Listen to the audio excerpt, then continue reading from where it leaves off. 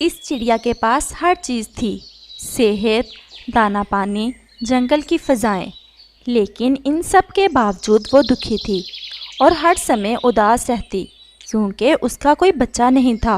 वो ऐसे ही उदास अपने घोंसले में बैठी थी और उसका पति उससे कहता है, चलो रानो चिड़िया, आज दाना लेने नहीं जाना? क्यों ऐसे उदास बैठी हुई हो?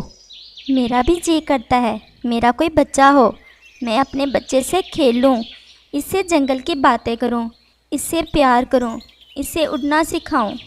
ऐसी बातें नहीं करते। प्रकृति के कामों में हमारा कोई जोर नहीं है। तुम अपना दिल थोड़ा ना किया करो। अगर तुम्हारे भाग्य में हुआ तो ज़रूर तुम्हारा बच्चा भी होगा और तुम इससे खेलोगी भी। मैंने तुमसे कई दफ़ा कहा है, पास वाले जंगल में हमारा कितना बड़ा परिवार बैठा हुआ है, मैं किसी से बच्चा गोद ले लेती हूँ, पता नहीं तुम क्यों नहीं मानते। पागल, कोई अपना बच्चा किसी को कैसे दे सकता है? और ना ही तुम इस बच्चे को इसकी ममता दे सकोगी। अच्छा चलो, अब देर हो रही है। और फिर वो दोनों दाना लेने निकल जाते हैं। तुम तो हो ही बदकिस्मत, हमसे थोड़ा दूर ही रहो। अगर मुझे ये पता होता तुम यहाँ आई हुई हो तो मैं कभी भी इस दिशा में दाना लेने ना आती। ये वो ताने थे जो रानो चिड़िया को हर रोज़ सुनने को मिलते। वो तो पहले ही दुख की मारी थी, ऊपर से ऐसी बातें सुनकर कभी कभी तो इसका मन करता कि वो ये दुनिया ही छोड़ दे। वो बहुत दुखी होकर अपने पति से कहती है, चलो अब घर चलें। ऐसे दूसरों की बातों पर कान धरोगी तो बहुत मुश्किल हो जाएगा जीना। मुश्किल तो है जीना, और इससे बढ़कर क्या मुश्किल होगा। बस चलो, मुझे नहीं दाना खाना।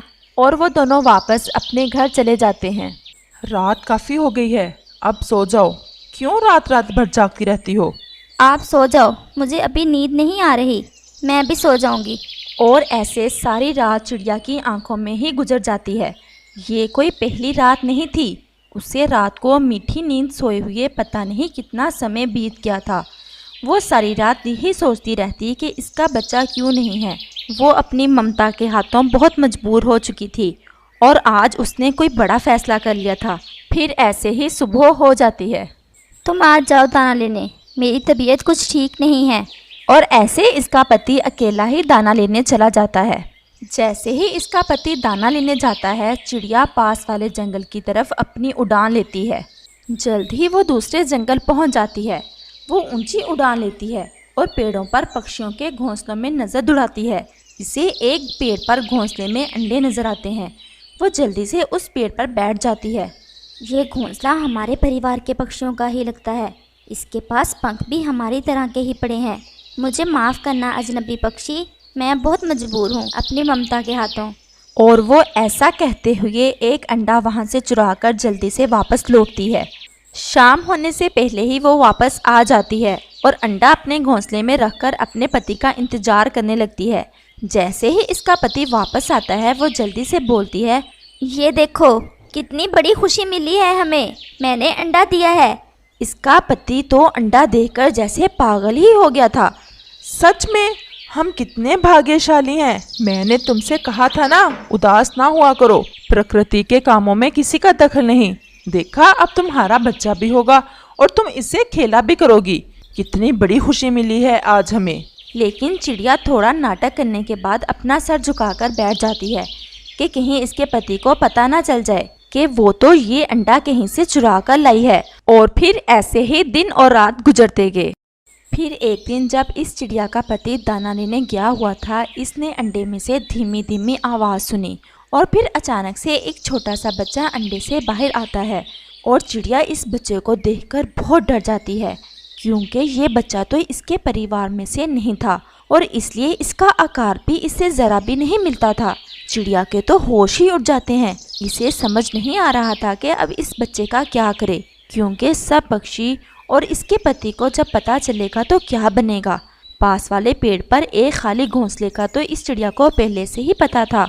वो उस बच्चे को उठाकर जल्दी से इस घोंसले में चली जाती है और उस बच्चे को बहुत प्यार से उस घोंसले में रख देती है। मुझे माफ़ करना बच्चे, मैं तब भी मजबूर थी और अब भी मजबूर हूँ, लेकिन मैं तुम्हें प्यार ज़रूर करूँगी, मैं तुम्हें बड़ा ज़रूर करूँगी, चाहे तुम मेरे परिवार में से हो या नहीं। और चिड़िया बच्चे को पत्तों में छुपाकर वापस चली जाती है। प्यारे दोस्तों, क्या आपने मुझे सब्सक्राइब कर लिया है? और घंटी के आइकॉन को दबाना बिल्कुल मत भूलिए। शाम को जैसे ही इसका पति वापस आता है, चिड़िया रोने लग जाती है। क्या हुआ? तुम क्यों रो रही हो?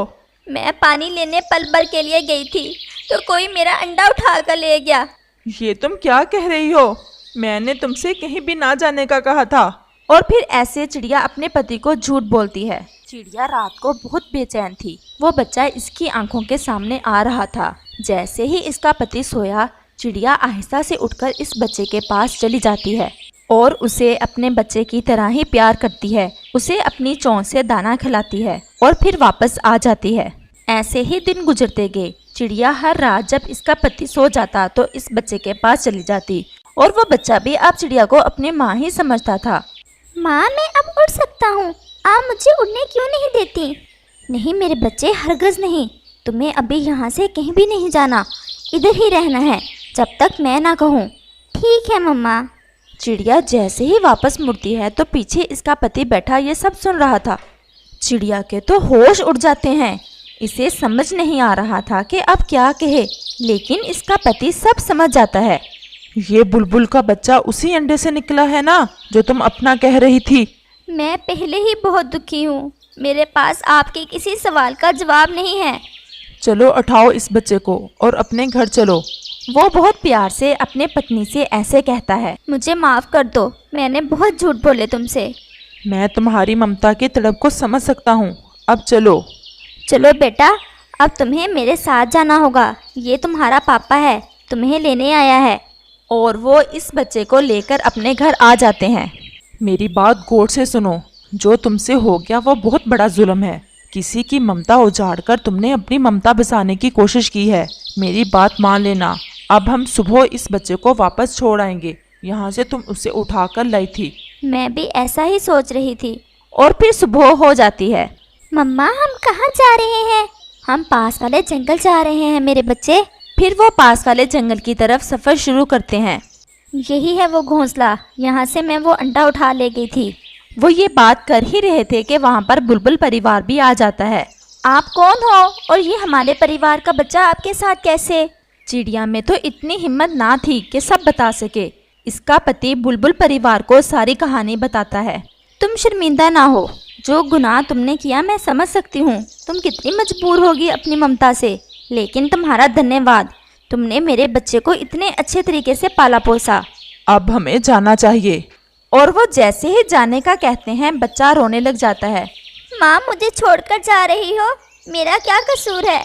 आपने कहा उड़ना नहीं, जब तक आपने कहा मैं घोंसले में ही रहा।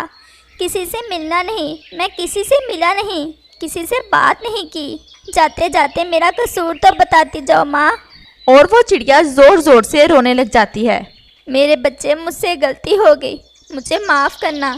शायद मैं कभी खुशियाँ ना देख पाऊँ। मैं एक माँ को उसके बच्चे से अलग नहीं कर सकती। ये बच्चा अब तुम्हारा ही है।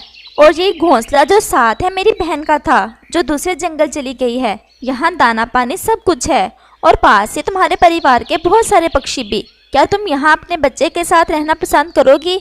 चिड़िया के आंसू थे कि रुकने का नाम ही नहीं ले रहे थे। और फिर ऐसे वो चिड़िया और इसका पति अपने बच्चे के साथ वहीं अपनी ज़िंदगी की शुरुआत करते हैं। इस कहानी से हमें सीख मिलती है कि रिश्ते सिर्फ खून के ही नहीं बल्कि एहसास के होते हैं।